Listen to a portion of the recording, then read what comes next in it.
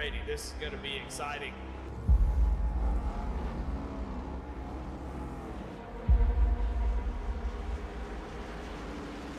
And we got the restart zone to go. Green flag is out and we're underway.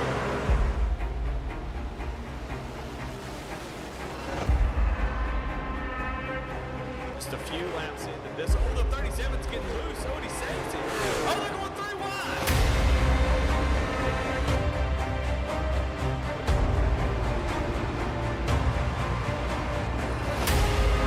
We've got a 5-way fight for the win of this race coming to 4 laps to go.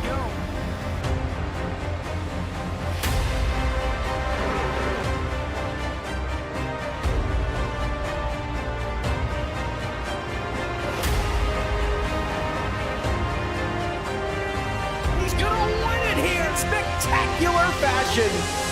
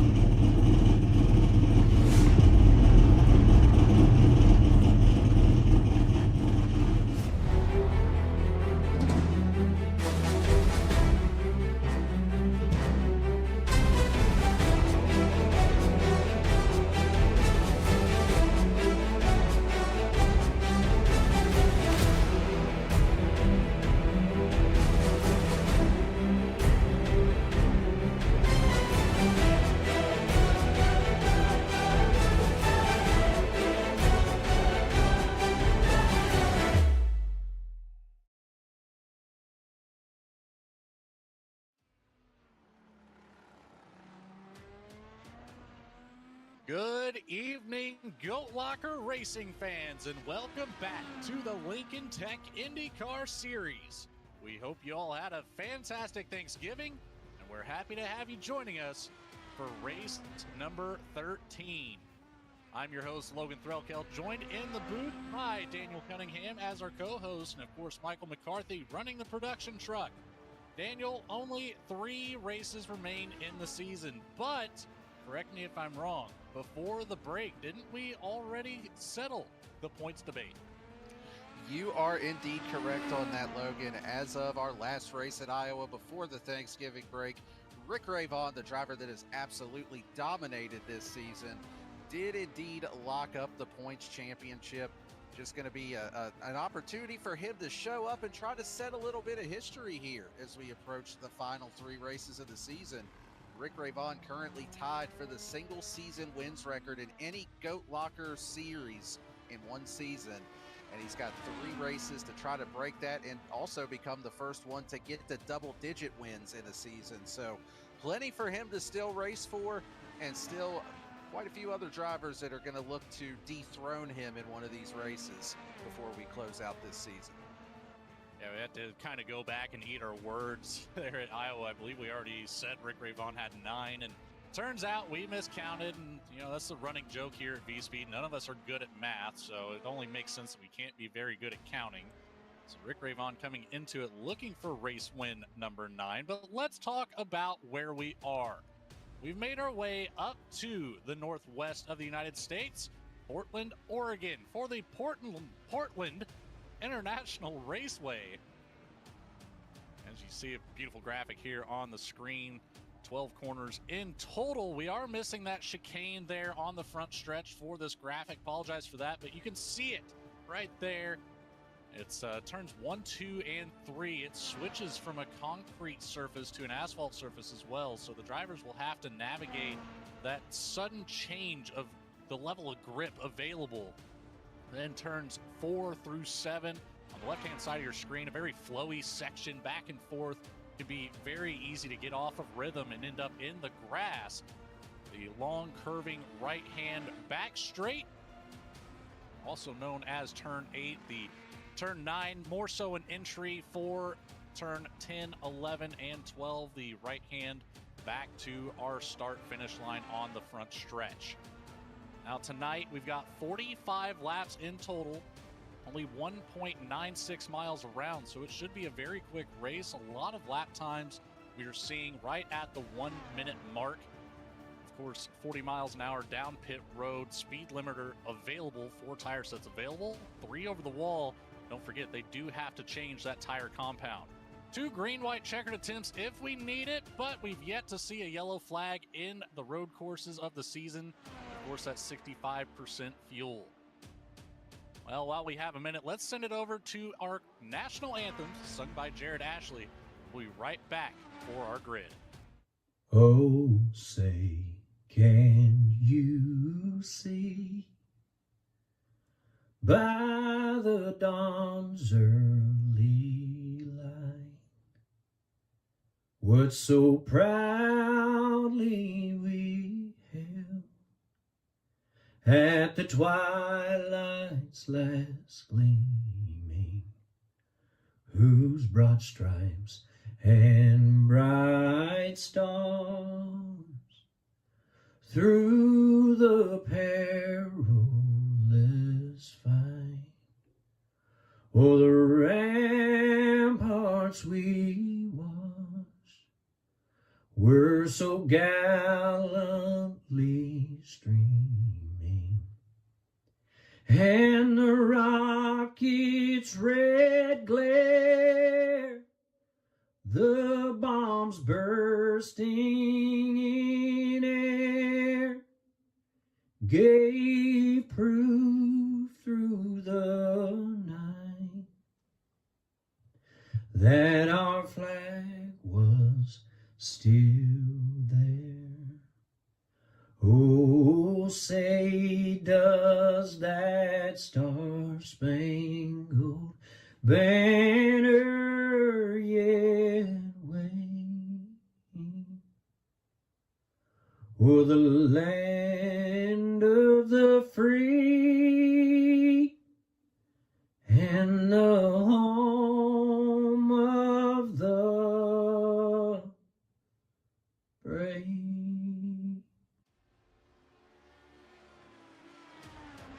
Another big thank you to Jared Ashley, Navy veteran, for our national anthem. Still a little bit of time left here in the qualifying session. We are on the last and final lap for our drivers. It's looking pretty heated out here. We've got some good lap times. Now, very short field tonight. Unfortunate to see only 8 cars going to make the grid to start this one out. So very short field, but very quick lap time should equal out to being an outstanding race. We'll have to just watch. There's another fantastic feature here at Portland, the motocross track. I know that one was very well liked. And it looks like we're actually going to be able to advance the session. We are ready for the grid. Daniel, what do you say we get right into it and take a look at who got our Jam Printing and Promotions Pole Award here at Portland? That's going to go to none other than the one of Rick Ravon. Since forming in 2013, Jam has contributed printing and promotional sponsorships to more than 60 local nonprofits, with a primary focus on organizations that assist veterans, women, and children. They've been with Goat Locker Racing since the very beginning, local and veteran certified. When they do well, they do good in the community. Rick Ravon claiming yet another Jam Printing and Promotions Pole Award, but the rest of the grid will go as follows. Starting to his outside, the 36, none other than the Buckies of Samuel Yosef, starting out in P2. Row number 2, it's the 09 of Wesley Burke, starting out in P3, next to the 117 of Warren Clayton in P4. In 5th, it's the 16 of Jamie Libke, lining up next to the 24 of Devin Smith in P6. And last but not least, our 8-car field, the 45 of DJ Patterson, starting out in P7, with the 70, a newcomer to the series, joining us for the first time tonight, the 70 of Ashton Acero Nolan.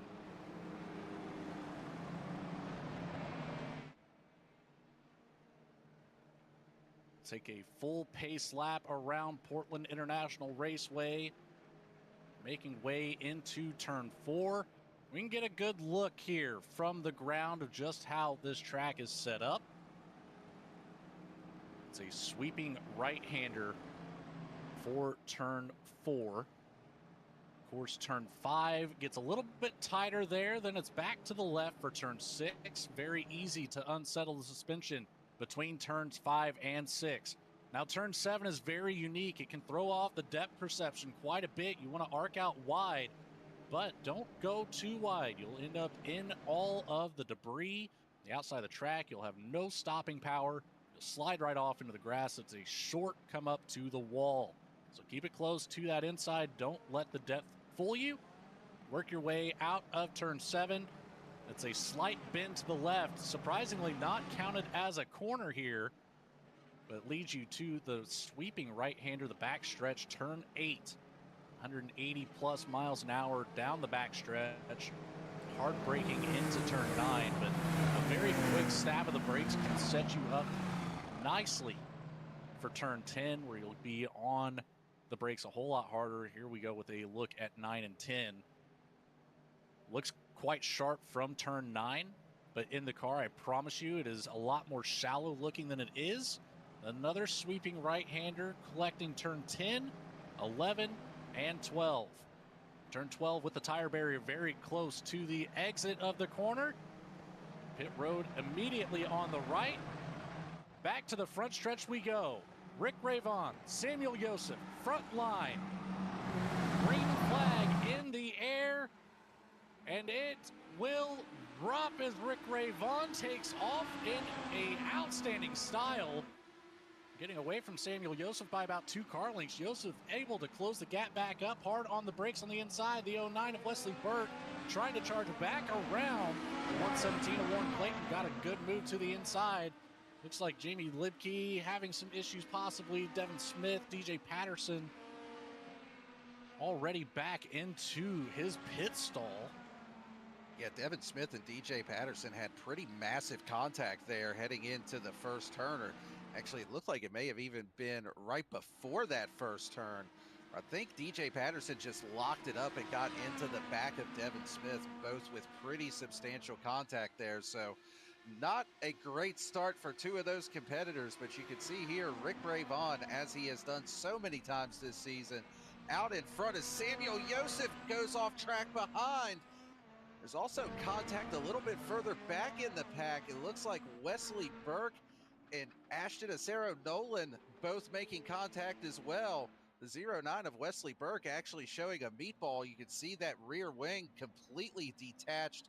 That right rear tire just barely hanging on there. Let's go ahead and take a quick look on the replay here. You can see both drivers there. 7. Yeah, that is one thing that I noticed with this track.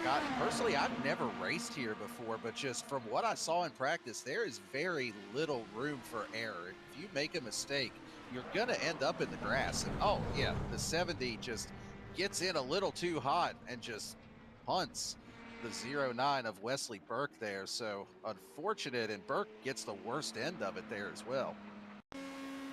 Luckily, we do have a faster pair available, so these drivers will be able to bring it back down pit road, get the car back up to full health, make a way back around this 1.96 mile circuit. And just a little late on the brakes for Acero Nolan. Unfortunate to see so early in the race, but it's the cold tires that really get you with these cars. A recent update proving to, or further proving that rather. A little bit of a slight change to the tire compounds. Speaking of tire compounds, remember, we have to change that tire compound during the race. All of our drivers, aside from Devin Smith and DJ Patterson, I believe Wesley Burke as well, but Rick Ravon, Warren Clayton, Samuel Joseph, Jamie Libke, Ashton Acero Nolan all starting on the alternate tires. Devin Smith, DJ Patterson, Wesley Burke starting on the primaries. So keep an eye on that. Later in the race, after we get through our first or second pit cycle, we're expecting about 18 laps of fuel per run. So a 2-stop race is in order for tonight. And somebody loose out of turn 12, I believe. believe that's the 70 of Ashton Acero Nolan having an incident there yet again. Caught it just briefly that it looked like he had got off track there over in that turn 11, 12 area and was off in the grass, and I think was maybe just trying to stay out of the way then of some of the lead lap cars as he rejoined. But he definitely got off track, and as you had mentioned with some of these tire compound changes, oh yeah, he was trying to get back on the gas and still dealing with some dirt and debris on the tires there, it looked like, and it just snapped around on him as he was trying to get back going. So not exactly the race that the 70 has been hoping for thus far. And again, newcomer to the series, first time on the track with us here, making it week 13. Glad to have Ashton on the field with us tonight. Joking around pre-race, of course, about just how difficult this race car is, and on top of that, just how difficult the track is. Of course, being under that 2 mile in length, it certainly helps. It can really provide some extra time to practice, try to narrow down those lines. But again, these Indy cars just extremely difficult to handle, even if you're a pro in the sim. I mean, we saw Rick Ray Vaughn struggling in some sections during practice, and we've seen the season that he's had. So it can jump up and bite just about anybody that gets behind the wheels of these cars. They're just absolute monsters. As Rick Ray Vaughn ripping around the back straight, coming down into turn 9, a quick stab of the brakes, but you can see a whole lot of speed still carried through turn 9. Back on it, coming out of turn 12, nice and smooth just across the rumble strip there. That will be a 1 minute .967 second lap time for Rick Ray Vaughn. The only driver so far into the 1 minute flat. Did actually set a 59-second lap time for his qualifying, so very fast indeed, once again, for the one machine. Warren Clayton doing a great job. P2 right now, 7 seconds behind. Still turning a consistent 101 to 101.5. Samuel Joseph after his bobble early in the race. He's back into P3, holding it down, chasing down Warren Clayton at the moment, actually, 1.2 seconds back. Yeah, Samuel Joseph doing a nice job at trying to make up some of that ground. We saw him have a couple little bobbles early on, first few laps, but seems like as the race is starting to settle in, that Bucky's machine is just setting a nice steady pace here.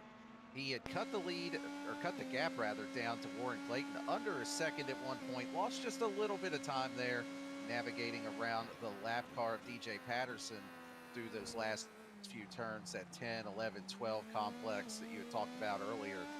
You can see on board with him here, just not a lot of room for error, you know, kind of like what I was talking about earlier. If you overdrive one of these turns, you're either going to be in the marbles offline or in the grass. And I think that's just, to me, that's what's most impressive about watching these drivers get around this racetrack, is just how precise you have to be with it. Even though it is a bit of a shorter road course, and even though it does carry a lot of speed, you still have to be really precise with how you're getting around this track.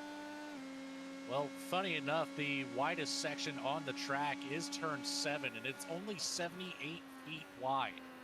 So you can imagine the rest of this course is roughly, I would say, honestly, about 20 to 25 feet wide. It looks like you can only get about 2.5 cars side by side. It is a very, very narrow circuit. That poses, just like you said, even a bigger issue to the drivers on the course tonight. There's no room for error. Really have to minimize all of your mistakes, not just one or two of them. You really have to nail down every single lap around this place. Rick Ray Vaughn doing a great job of it so far. Quick Google search is showing 35 feet wide around the rest of this course, or most sections of the course, rather. So, man, 35 feet is absolutely nothing for these cars. Yeah, that's even crazier to think about with NASCAR coming here pretty much every year for the last, what, 5 or 6 years now, is that, you know, the Indy cars are smaller than a stock car, but yet they still come here with as narrow as the track is and still put on a pretty good show whenever they're here. So, yeah, it's just such an interesting racetrack. It's just really unique with the layout of it, the racing surface. You had even mentioned that transition between asphalt and concrete over in turns 1 and 2. Just a lot of different unique aspects to this racetrack. I'll tell you something else that has quite a few unique aspects. That's one of our sponsors. In fact, our title sponsor here of the IndyCar series. That's Lincoln Tech. Lincoln's mission is to provide superior education and training to our students for in-demand careers in a supportive, accessible learning environment, transforming students' lives and adding value to their communities. They're one of the largest automotive technology schools in the nation with 23 campuses. As we stated already, they are the title sponsor here of the IndyCar Fall Series, as well as just a very large part of Goat Locker Racing. Check them out if you're interested in the automotive technology field. Lincoln Tech has what you need. Rick Ray Vaughn also has what he needs to keep inching his way up towards that elusive number 10. Samuel Joseph also finding what he needs to catch up to Warren Clayton. We talked about it a few laps ago, 1.2 seconds back. Now, a half second behind the 117 machine, trying to chase down to move up a spot on the podium. We'll see if Joseph can complete this pass before this first pit cycle comes around in about 8 laps. Yeah, Samuel Joseph has really closed that gap in, been running at least a couple of tenths of a second faster here the last few laps. He's got him in position where he's at least got Warren Clayton thinking about it. And Clayton had actually been using a little bit of that push to pass down the front straightaway the last few laps just to try to play a little defense, kind of offset that draft that Samuel Joseph would be getting down that long front straightaway. Did not use it this time, but Samuel Joseph in that 36, he's got to be making you proud, Logan, repping your favorite, I don't know, gas station, convenience store, whatever you want to call Buc-ee's, whatever you want to label it as. He's got to be making you proud repping those colors out there today. And this is definitely the closest that he's been as far as trying to challenge for that number 2 spot. Yeah, as we all know, very big fan of Buc-ee's. Catch that car on the Saturday Night GT3 series. But yeah, I'm with you. There's really no way to really describe that place. I've never been there other than to call it a mall with gas pumps, essentially. But here we go. Samuel Joseph trying to challenge down the front stretch. Warren Clayton blocks the move to the inside early, but catches a lot of the curb. This is going to give Samuel Joseph a good run around the outside. Gets clear before turn 4. There's that chicane really becoming a factor in this race. That was really impressive by Samuel Joseph. What he did there is you could see Warren Clayton gets a little offline in that turbulent air behind the 36. He just got Warren Clayton thinking about that move just enough to get him to take that defensive line, overdrive turn 1 just a little bit. Saw that lock up, that little puff of smoke out of Warren Clayton. And that's all Samuel Joseph needed. And he's already pulled out to a 1-second lead over Warren Clayton.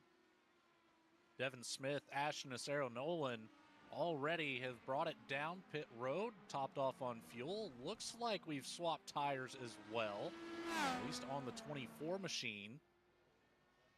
4.3 seconds in the stall for the 24. A great stop, however, 1 lap down. But if the strategy is played right, luck falls the correct way. Good getting back on the lead lap and also challenging for a podium spot. Warren Clayton now coming down pit road. Yeah, first scheduled stop for Warren Clayton. Looked like he was starting to struggle with grip there. He had already gotten in the dirty air behind Samuel Joseph. So probably a good idea, go ahead and get that first pit stop out of the way. Still in a range to make it on 1 stop from here. So good move out of Warren Clayton. And for now, that's going to put Jamie Libke up into our final podium position. We'll holding down that number 3 spot, and another driver here in this initial full IndyCar series season that we've had here at Goat Locker that just continues to show steady progress every single week. And that seems to be Jamie's MO no matter what series it is here in Goat Locker. She just continually improves throughout the season, just continues to show steady pace, and also one of those drivers on the season that has been able to topple Rick Ray Vaughn and come home with a win. Being back at Milwaukee just 4 races ago, Jamie Lipke able to pick up that win, broke up the streak there potentially for Rick Ray Vaughn. Our other drivers that have joined that small select group not on the field tonight, Nathan Graham, Christopher Gosh, the only 2 other drivers to make their way up onto the top step of the podium. Clayton navigating, I believe that was the 45 of DJ Patterson coming down the front stretch. Patterson making way for Clayton to scoot on by with no issues. However, right now, only about 20 seconds up the road from Rick Ray Vaughn in the 117. Of course, Ray Vaughn not having yet hit. A little bit of a slide coming through that first part of the chicane. Out of turn 2. It'll be just a matter of time before the 1 machine, the 36 and the 16 will make their pit stops. 45 of DJ Patterson has had 1 visit down pit lane so far, but did not make a stop in the box. Was actually serving a drive-through penalty assessed for contact with the first lap incident.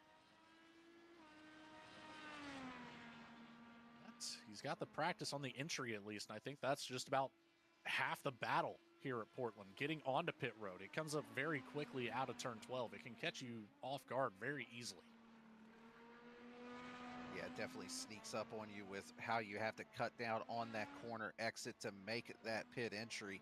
And one thing to mention as well was Warren Clayton having come down for his first stop of the day. He did go ahead and switch those tire compounds. So that'll take care of that rule, satisfies that switch here for this race.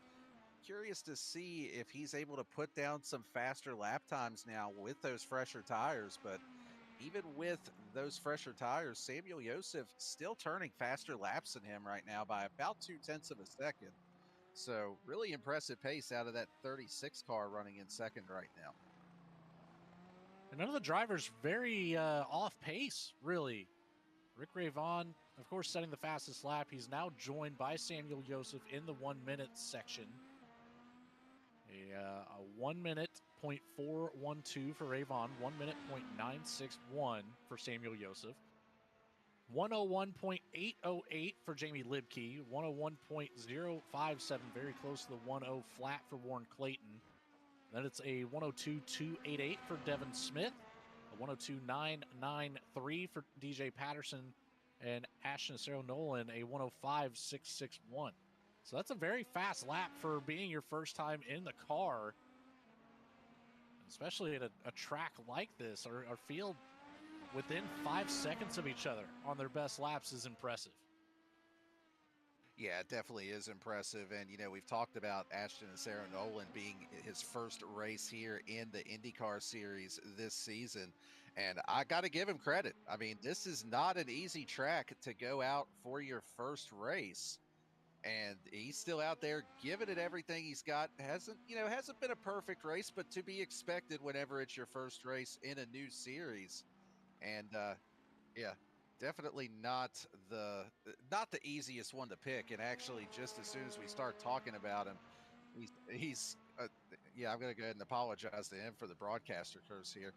On pit road with a meatball flag currently, you can actually see the damage on the front of that car. So take a look and see if we can pull it up on the replay here, exactly what happened to the 70.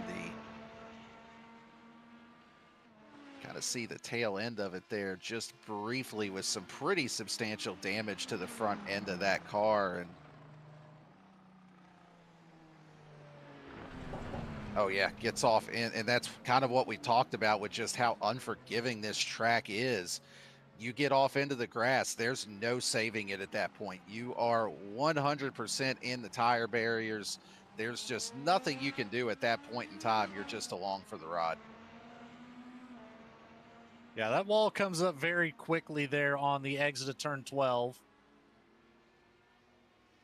Rick Ray Vaughn working his way around the track another lap, so he is extending this first fuel run further than we've seen anybody else try it. Samuel Joseph behind will come down pit lane here on the start of lap 19.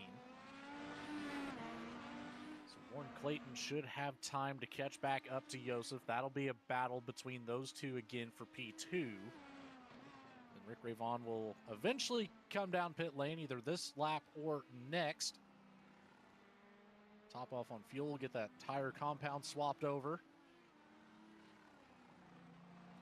And you know, Logan, before that pit stop, Samuel Joseph had actually been turning faster lap times than Rick Ray Vaughn. The last full lap around before that stop, he was actually a half a second faster.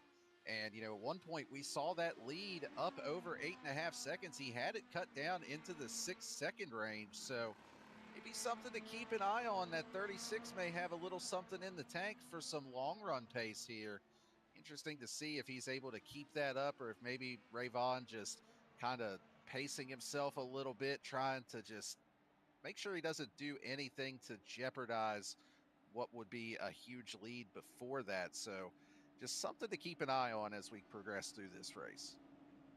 Are going to keep an eye on that tire compound. Remember, back at Barber Motorsports Park, Rick Ray Vaughn won the race but had it stripped for not changing the tire compound. Handing over that race win to Nathan Graham. He does make the swap now on the primaries, so I believe our entire field has made the change on the tire compound, either primary to alternate or alternate back to primary, one way or another. Here's another thing to think about. The push to pass, 200 seconds in the tank. Warren Clayton, the first one down under half percentage, or well, 50% rather, of what is still available. 98 seconds remain for the 117. 151 still remain for Samuel Joseph. The rest of the field still real close to 200 seconds. Jamie Libke currently utilizing that push-to-pass button down to 168. But on lap 20, there's not a lot of usage here for any of our drivers. Of course, we typically see that button get pressed a whole lot more towards the end of the race. We have a lot of time to go before we get there. While we have some time, let's say hey and thanks to another one of our fantastic sponsors, and that would be Save 22. Save 22 is a 501c3 organization that's dedicated to preventing suicide among veterans, active duty personnel, and first responders. Our unwavering mission extends to 4 critical pillars that shield, assist, volunteer, educate. You can visit them at save22.vet. We thank them for being a part of Goat Locker Racing and everything that they do for us here and in the real world. You know, Daniel, I've been thinking about this. There's something I want to kind of try here. We've got a very, very short field on the night. I think this is the perfect opportunity for us to maybe catch some onboards. Let's take a half lap or a full lap around with some of the drivers that are just through the field here. We can start towards, let's go with the middle of the field. We've got Devin Smith, Jamie Libke very close to one another here. We'll hop on board with the 24 machine, see if we can witness Devin Smith try to overtake the 16 of Libke. This battle not for position. Smith one lap down to Libke, Clayton, Joseph, and Ray Vaughn. But remember, always get back onto the lead lap. Down the backstretch into turn 8, 175 miles an hour before braking for turn 9 for Devin Smith. A little bit of a connection issue there through turn 10. Back on board to the front stretch. Staying pretty well even with Jamie Libke just ahead. Let's move up a car. Let's move up to the 16 and see how Libke handles this first section of the course. We work our way out of turn 2, the short right-hand turn 3, then the rhythm section 4, 5, and 6. Hugging it tight to the right-hand side. want to come out just a little bit wider there between turns 4 and 5. Does a great job of hugging it back to the inside of turn 6. Pretty decent corner for turn 7. Didn't go out too wide, didn't come in too shallow. Down the back stretch for Libke now. Let's see what the entry speed for turn 9 is here. Yeah, same speed, 175 on corner entry of turn 9. No connection issue in turn 10. And there is a lap on board with the 16 of Jamie Libke.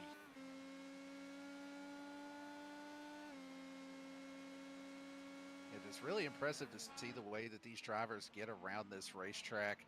And, you know, the onboard does a really good job of just showing how some of the turns can kind of sneak up on you. You mentioned it pre-race, some of them a little bit of a, I don't want to say a visual trick with how you get into it, but you feel like you've got more racetrack there than what you do have. It makes it easy to overdrive. That onboard really gives a great view of what the drivers are seeing as they work their way around this track. But really competitive lap times that Jamie Libke is putting together right now, running in that number 4 position. And still taking a look between Rick Ray Vaughn and Samuel Joseph, the two of them still really close on lap times as well. That lead hasn't really been extending for Ray Vaughn like we're used to seeing. So see if that does come back to Samuel Joseph again as we get more laps on the tires as it did on that first run. It very well could. And, you know, it's a cat and mouse game. You can change the engine map on these cars. You've got engine map 1 through 8. Engine map number 8 being mostly for pacing. You don't have a whole lot of power available, but of course full power at engine map 1 and 2. Alternate curves on the throttle mapping for maps 1 and 2. Then 3 through, I believe, 5 would be a step down per number on the power settings of these cars, but with that you get the trade-off of better fuel efficiency. I believe map 7 and 8, very low power on map 7. I don't think you're going to get quite enough out of it to keep the lead at 7 seconds, but I want to say around map 3 or 4 you'd be able to still put down some pretty decent lap times while extending your fuel run a lap or two.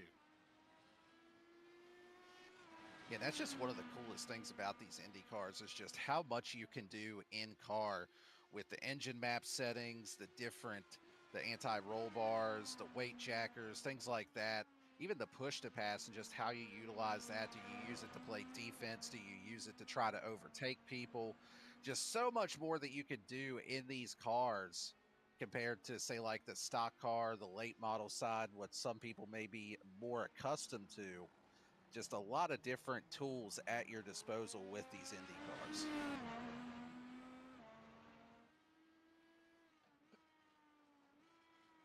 Of course, being on the iRacing fixed setup here on these Tuesday nights limits the capabilities of some of it, but you catch it in an open series, it can be very fun, very tricky.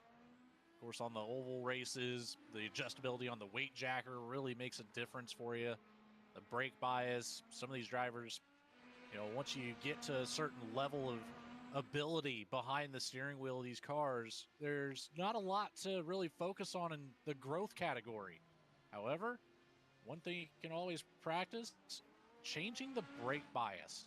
And that is huge in these cars. If you can memorize, you know, 1 or 2 clicks of a brake bias change forward to backwards for every single corner on the track, you can eliminate, you know, tenths of a second just by learning how to do that. That's what a lot of those drivers will strive for, is the ability to just memorize the entire track and keep those numbers in line. I know I certainly wouldn't be able to. Yeah, throw me into that category also. Most of the time, whenever I am on a road course, I'm having a hard enough time just keeping it on the pavement, let alone trying to remember what turn I need to make which adjustments with the brake bias. So to those that can do that, hats off to you, because that is definitely not in my forte as far as being able to drive on road courses like that.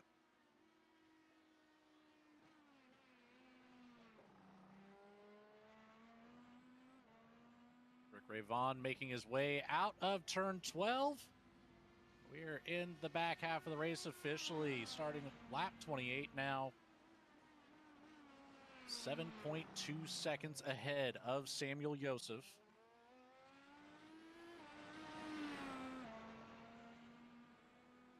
See if Joseph can try to mount that comeback here. Both drivers on the primary tire. 1 lap of difference between Ray Vaughn and Joseph in favor of the one machine. So it doesn't bode well for the 36. However, anything can happen. Anything will happen in most cases here on these Goat Locker shows. He has a great exit out of turn 7. I want to see what Ray Vaughn's entry speed for turn 9 is. About 2 mile an hour above what we saw earlier. So 177 on the entry speed of turn 9. We've got one way out into the grass here just in front. That's going to be DJ Patterson in the 45. Another unlucky driver of the night. Patterson with a meatball flag now coming down pit lane. Ashton Cerro Nolan, Wesley Burke have both elected to bring it back to the garage here about 18 laps ago. And of course, Wesley Burke on the first lap of the race, unable to get back into the pits to use that fast repair. First exit of the night, fell back from that 3rd starting position all the way back to 8th. And DJ Patterson did use that fast repair earlier, so that is essentially going to be the end of the night for him. Actually saw just a little bit of a lockup there out of Rick Ray Vaughn as he was going through the turn there. So still just shows how much these drivers are pushing right now. In this particular lap, Samuel Joseph looks like going to take a pretty big chunk out of that lead of Rick Ray Vaughn. He was up almost 7.1, 7.2 seconds the previous lap. This time around, 0.3 faster for Samuel Joseph in that 36 machine. So that lockup definitely costing Ray Vaughn some time and allowing Samuel Joseph to try to close back in just a little bit. And I just want to point out, Joseph is only 0.2 of a second off of his fastest lap time on the alternate tires, now with the primary tires. So this is looking great for that Buc-ee's 36 machine. We might see that challenge for the race win after all here in about 15 laps. But before we get to that point, we do want to do a special shout out to our Warrior Spotlight. That is none other than Mike Swartzen. Mike is our 13th Sim Rig recipient and our very first responder recipient. All the other 12 having been a former military service. Mike is from Indiana. He served in the United States Air Force for 4 years in the fire service. During his time, he deployed in Korea and Pakistan in support of our great nation. He once returned home.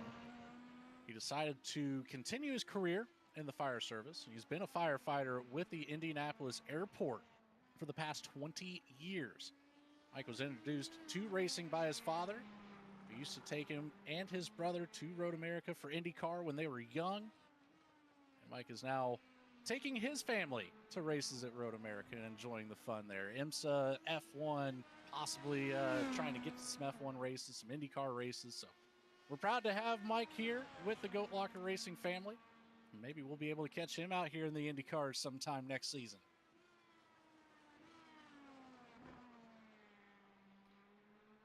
Yeah, really cool to see that first responder Sim Rig recipient. So just another awesome thing that Goat Locker does with both the veteran community, the first responder community, being able to get these people connected, get them a place where they can have a little, what was the name that we had used for it before? I think it was diversion therapy.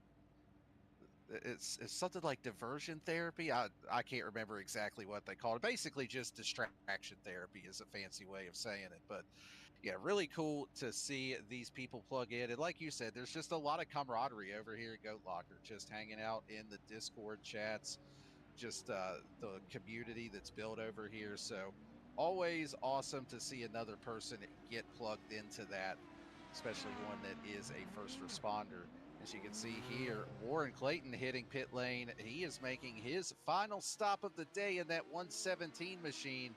Gonna cycle out right next to Jamie Libke. Libke locks up just a little bit there, trying to stay off of Warren Clayton. There's colder tires though for Warren Clayton. We'll have to see if Libke, with the heat in her tires, can get up there and challenge for that position. But for now, Warren Clayton hanging on to that number 3 spot. And both of these drivers just trying to stay on the lead lap. Rick Ray Vaughn 5 seconds behind him. This is very, very close. Libke 0.6 of a second behind Warren Clayton. I'm with you. I think the heat in the tires could come into play. Of course, on the primaries there for Libke.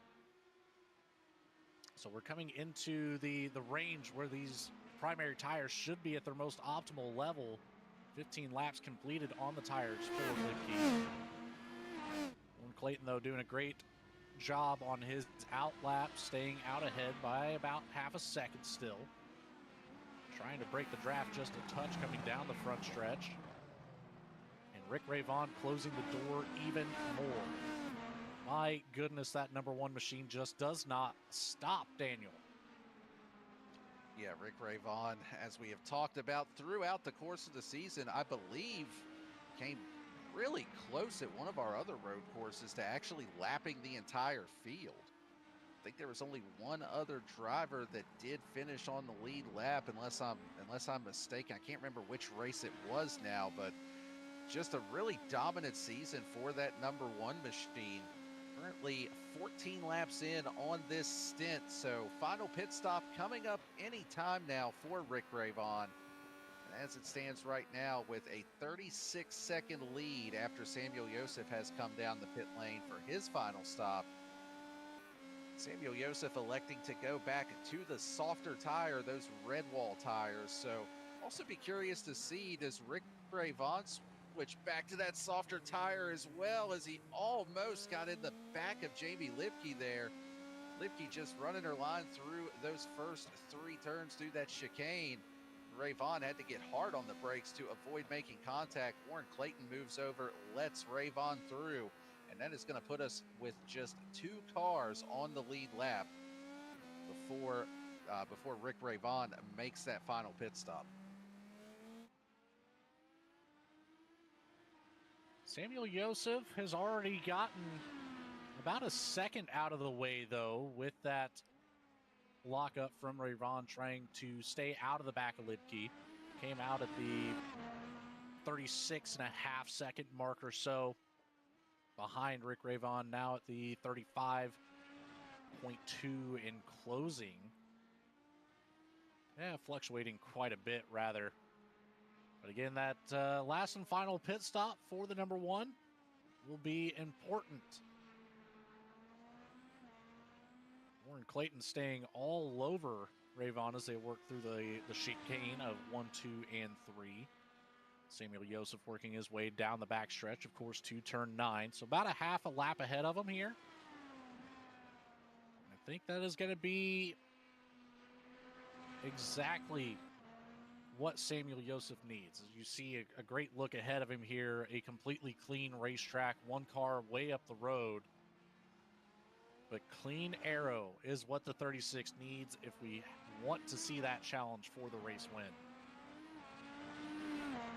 In the last couple of laps with Rick Ray Vaughn fighting through that traffic, Samuel Joseph has been over a full second faster than the race leader, and Rick Ray Vaughn kind of struggling for grip a little bit right now as well. Seen him sliding out of a couple of turns, just fighting to get the power down. So Samuel Joseph making good use of the undercut here. And also, Rick Ray Vaughn has had Warren Clayton tucked up right behind him here for a few laps. So I got to wonder if maybe Ray Vaughn kind of keeping an eye on that 117. There's been a couple of times where Ray Vaughn has, or rather Warren Clayton has locked up and almost gotten into Rick Ray Vaughn. So I'm wondering if maybe looking out the mirror just a little bit, but Still, even this past time around, Samuel Joseph still about a second faster than Ray Vaughn. So based off of that gap that we saw, it could be a pretty close battle out of the pit lane when Rick Ray Vaughn does come down for that final stop. I think it's really going to boil down to when Ray Vaughn brings it down for the final stop. If he's going to extend this fuel run all the way out, he's not, as he brings it immediately down pit lane. That was lap 17 of his stint, so it was getting to the end anyways. Maybe only had one or two more. Be very interesting to see where Joseph comes out of this, because I know it's about 35 or 32 to 35 seconds from the entry of pit lane to the exit. So this should put Samuel Joseph either side by side or potentially in the lead here. We'll find out. And Samuel Joseph getting onto the front straightaway here. So it's like Ray Vaughn should still be in the lead, but it is going to be a lot closer than it was before this round of pit stops started. Although it looks like still about a 4, almost 5-second lead, as that's DJ Patterson with a bit of a lockup there. I think he was just trying to get out of the way of the faster cars. And it did cost Samuel Joseph just a little bit of time there, but Joseph definitely knew that that was his opportunity to try to close in. He was on the push to pass that a lot that lap with Rick Ray Vaughn coming down the pit lane. So he was trying to make the most of the opportunity, still trying to do so since he does have the heat in the tires while Ray Vaughn brings his tires up to temperature. Gordon Clayton back onto the lead lap now. Jamie Libke, unfortunately, still one down. You see behind Samuel Joseph there on screen. Clayton a little bit further behind those two. Be very interesting. He's within 4 seconds now, and it's still coming down for that 36 machine. Be very, very cool to see Samuel Joseph up here on the top step tonight, playing spoiler to the Rick Ray Vaughn number 9 on the quest for 10. Yeah, Samuel Joseph doing everything he can to at least get up there and try to put some pressure on Rick Ray Vaughn, try to make him think about it a little bit. And for the first time in the race, Rick Ray Vaughn actually using his push to pass, something that we haven't really seen a whole lot out of him, not only today, but just on the season as a whole. Usually he's out there on cruise control and doesn't necessarily need it at these road courses.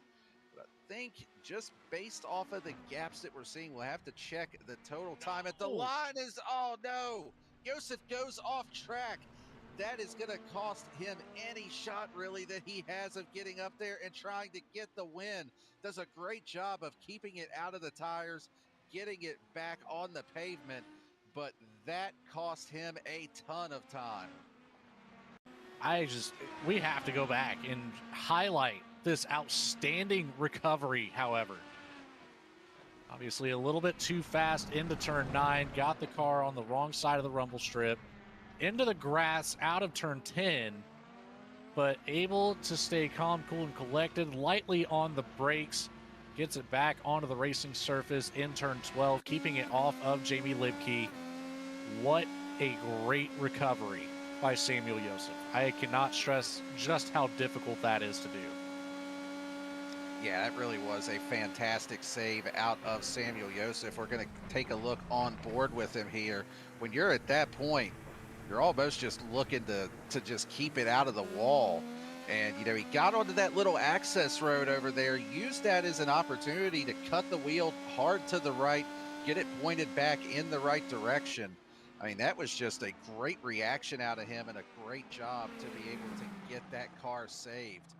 And, you know, the same time that we were talking about that, also talking about our leader, Rick Ray Vaughn, he set the fastest lap of the race the last 2 laps in a row.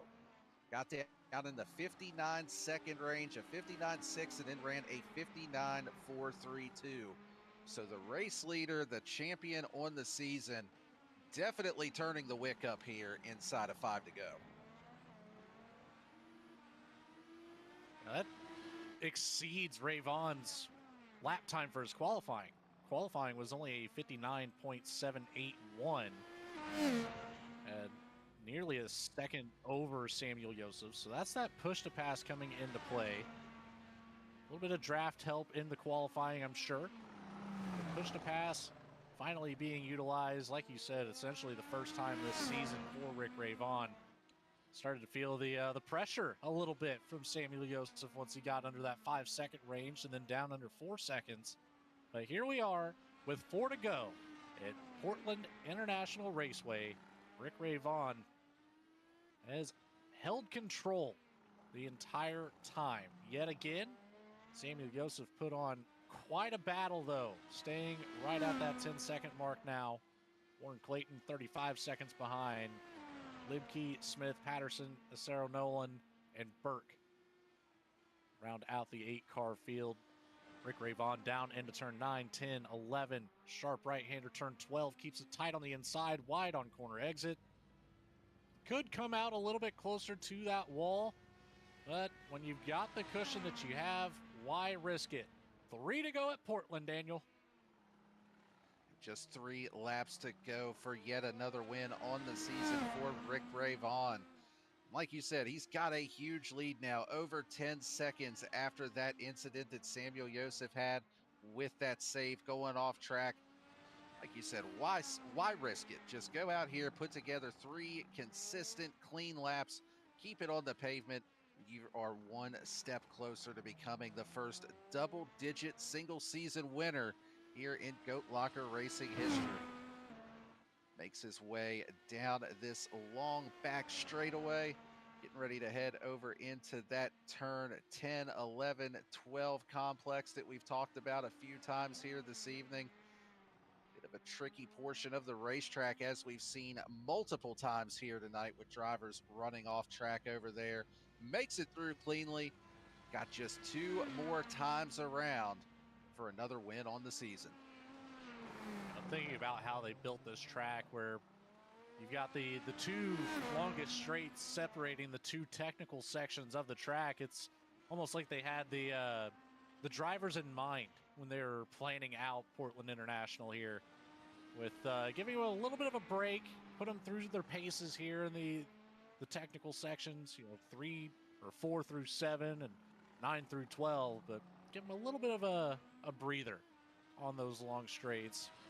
I'm sure it very much comes in handy. Relieve a little bit of pressure off the grip. Maybe shake the hand loose for a second as you're working your way through turn 8 or down the front stretch. But for the second to last time tonight, Rick Ray Vaughn out of turn 12. White flag in the air at Portland International Raceway, the Lincoln Tech IndyCar Series. 1 to go. Joseph nowhere in sight. Rick Ray Vaughn looking to claim race win number 9. You saw just a brief blimp of Samuel Joseph coming out of turn 12 as Rick Ray Vaughn was entering turn 4. Through turn 6. The wide, turn 7. Remember, that's the widest section on the track. A little bit of a wiggle out of turn 7. But we'll see those classic Rick Ray Vaughn wiggle celebration. Half a lap to go into turn 9, turn 10.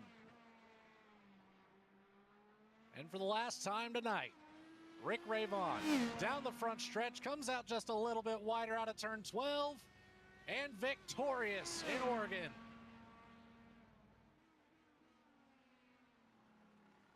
Just another dominating performance here for Rick Ray Vaughn. Starts on pole, goes flag to flag, green to checker, leads every lap. And again, just putting his stamp on this Lincoln Tech IndyCar Series, showing why he has already got the championship locked up. Not only that, pulled off the fastest lap of the race, the only driver in the sub 60-second range. So just yet another absolutely flawless performance for the one of Rick Ray Vaughn. To call that the trifecta. Most laps led, started the pole, got the win. You could even throw in the fastest lap. Here's nothing wrong with putting together a performance like what we've seen from that number 1 machine all season long as the rest of our field finishing out their race. Rick Ray Vaughn back to the front stretch. He'll park it up close to the wall. And there's the wiggle. There it is. Rick Ray Vaughn in celebration, everybody. Congratulations, race win number 9. We'll send it to a quick commercial break, then we'll be right back for our post-race show and interviews with our top 3. Stick around.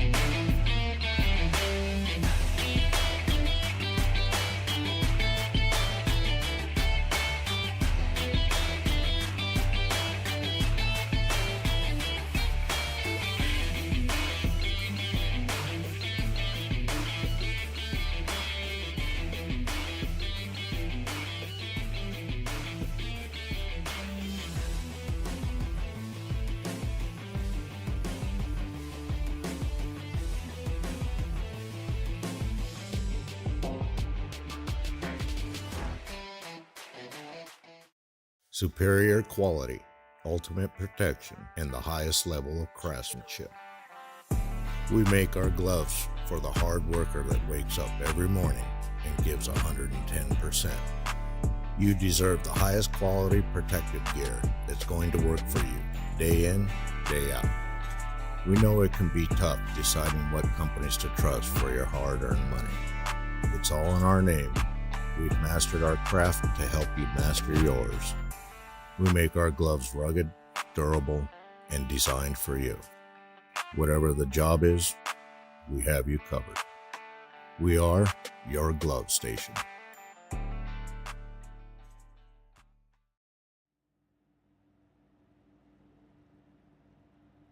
And welcome back to the Goat Locker Racing Lincoln Tech IndyCar Series here at Portland. We have concluded, and it was another race win for Rick Ray Vaughn.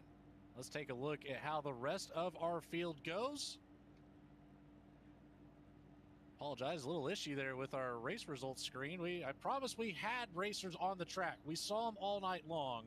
There we go. Rick Ray Vaughn taking yet another win on the season for the number 1 team. Samuel Joseph with a fantastic effort and a great late race save to keep himself in P2. The 117 of Warren Clayton makes his way up to the podium, started 4th, gained 1 spot into 3rd.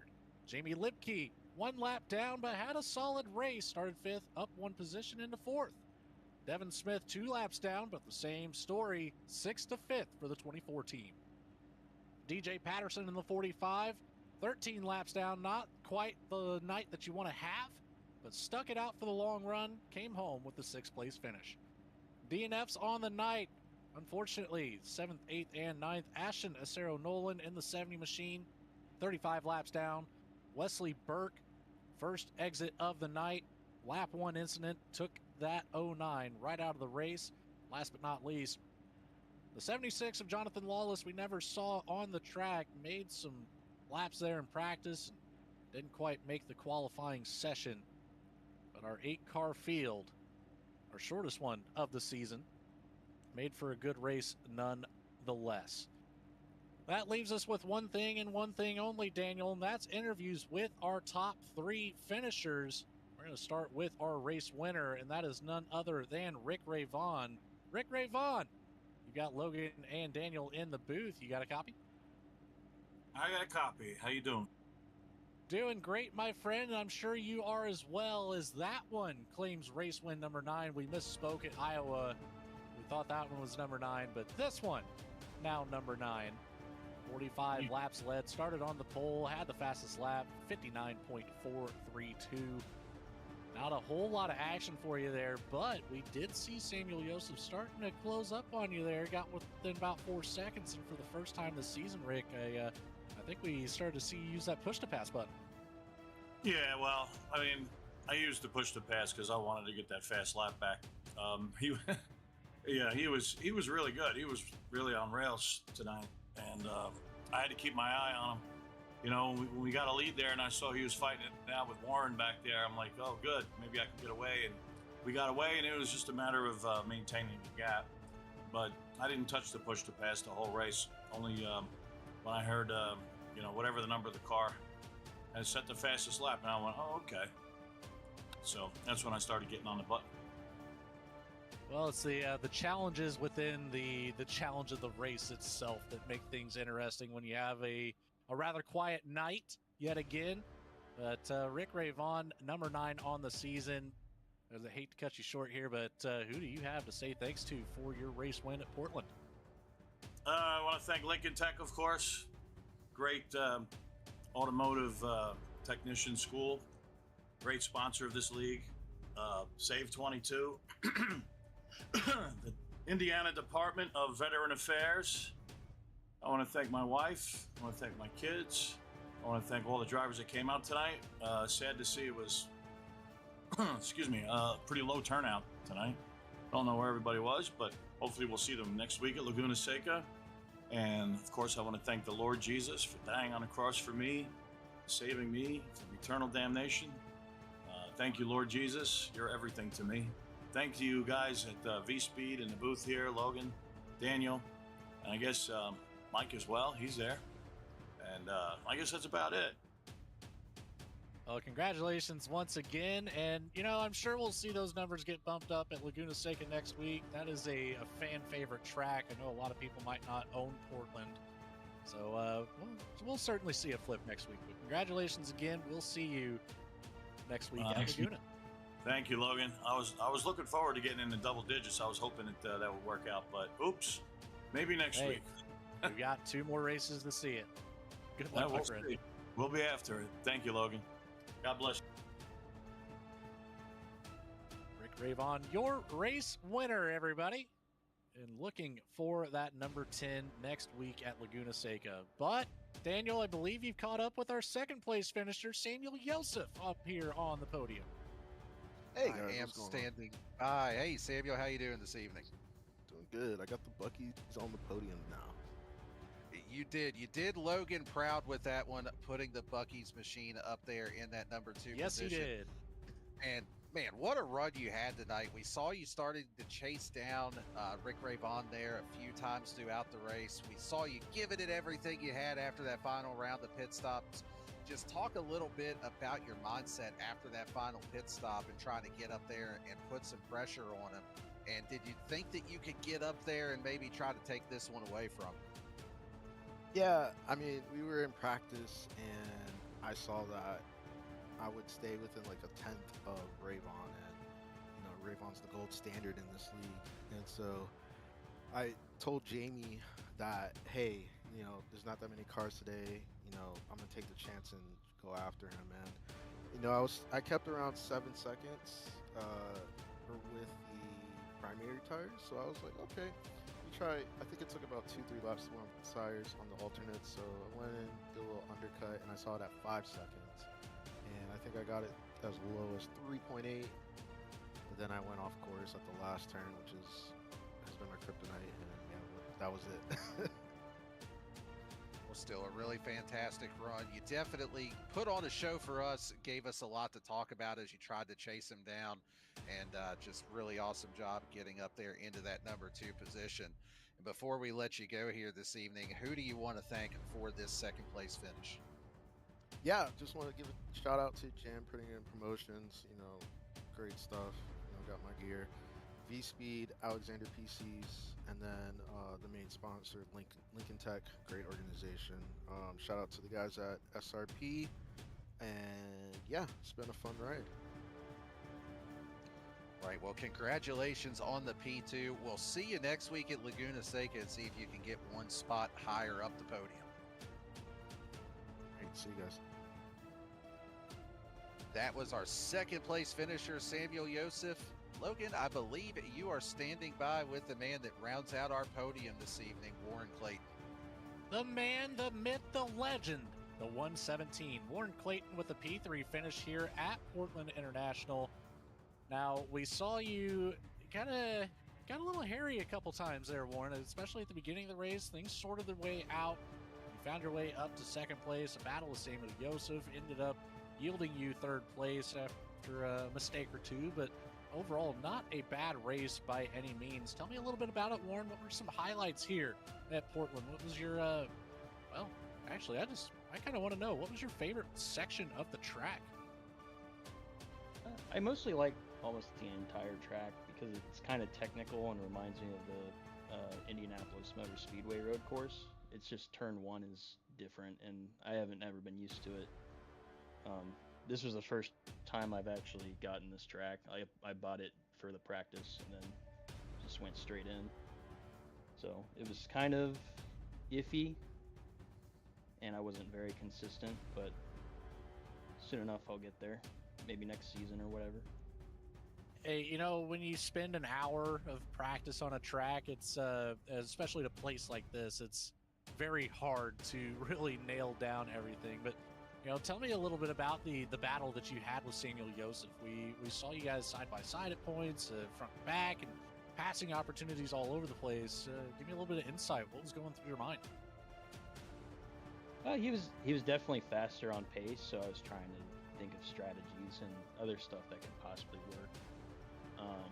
What ended up messing me up was I didn't realize that the primaries, when they were cold, were going to be slower than the used reds, so he ended up having some faster pace than me still. And then at one point I tried pushing a little too hard, and I didn't lock up, but I was going to lock up if I tried going into turn one. Kind of went past the break point a little bit too much, and I just went straight through the runoff area and took the 5-second penalty. And of course, when he started getting his tires into temperature, I was 5 seconds behind him, so he ended up just taking off on pure pace from there. Well, a great effort nonetheless from the 117 team. Warren Clayton, who do you have to say thanks to for your P3 finish tonight? Big thanks to iRacing, MK Fire Design, Sim Motion, and of course Lincoln Tech. Without them, this series wouldn't be happening. So, huge thanks to all those guys. Awesome. Well, congratulations once again. We'll see you next week at Laguna Seca. Thank you. That will do it for our post-race interviews. Rick Ray Vaughn, Samuel Joseph, Warren Clayton, all representing well here tonight in Oregon. Daniel, I know you're a Ducks fan. What were your thoughts about the race here in the great state of Oregon tonight? Yeah, it was definitely a good one. Samuel Joseph getting up there trying to put some pressure on Rick Ray Vaughn to take away a win. But in the end, as it has been most of this season, Rick Ray Vaughn with another dominating performance, able to come home with that win. But next week is the one that I'm really looking forward to. I love Laguna Seca, one of my favorite road courses on the server. And yeah, I mean, you've got that iconic corkscrew. I can't wait to see everybody try to navigate through that. It is going to be a good one next week as we round out this season. Beware the Ides of the corkscrew. I'm modifying that saying, and we're going to make it a thing. We'll say it at least one more time next week and see if it catches on. After that, it's a flop. But Laguna Seca next week, and of course, finishing things out at Michigan International Speedway, our final oval course of the season, our final race of our 15 weeks. It's been fun. It's been real. But for now, it's the end of the show. For everybody behind the scenes at Goat Locker Racing, Patrick Dravick, Jamie Barkus, all the other race controllers, all the admins and moderators, everything that they do behind the scenes. For everybody behind the scenes at V-Speed, Adam Baker, Bradley Cooper, Morgan Cook, of course, Eddie Smith, Daniel Cunningham joining me in the booth, as always, with Michael McCarthy running the production truck. I've been Logan Threlkeld, signing off. Good night, everybody.